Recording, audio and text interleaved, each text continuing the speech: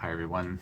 The video today is about biofilms, a very important topic when we're dealing with chronic infections or mold illness or both, or chronic digestive issues for that matter, like chronic gut dysbiosis like SIBO or LIBO or things like that.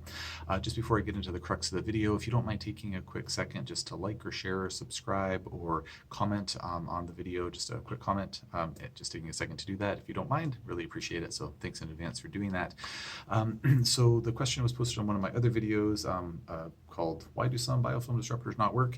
And the question is phase 1 and phase 2 together at the same time a good approach? I think addressing phase 1 and phase 2 biofilms at the same time a good approach. So thank you for the question. As per usual, nothing I'm saying should be construed as medical advice. This is for informational purposes only. If you need medical advice, please talk to your healthcare provider to obtain that advice.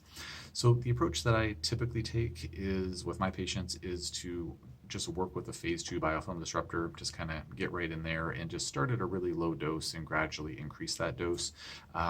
In my mind, I figure, well, I could start with a phase 1 biofilm disruptor, but I find a lot of the times they don't really do a whole lot. I don't really notice that, oh, we need to ease our way into phase 1, and then once we've built up tolerance to that, then phase into phase 2, because a phase 2 biofilm disruptor is going to break down a phase 1 biofilm disruptor. It's not like you need the round shaped peg to address the type 1 biofilm or phase 1 biofilm round hole and a square shaped disruptor for the square phase 2 type.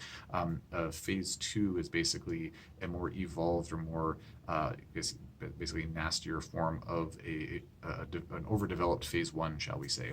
So a phase 1 biofilm disruptor will address phase 2 biofilm disruptor will address a phase 1 biofilm disruptor.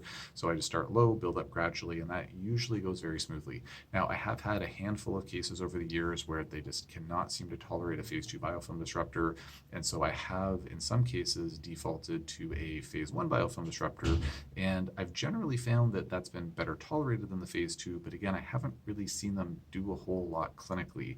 So in the cases where a phase 2 biofilm disruptor seems to be too much, what I've learned with hindsight is that in some cases, some folks, for whatever reason, seem to be really, really sensitive to chelating agents. My favorite phase 2 biofilm disruptor is a combination of R plus alpha lipoic acid, bismuth subnitrate, and then either DMSA or DMPS as a chelating agent, which helps to break up or bind up the metalloid components, the heavy metal components of a phase 2 biofilm.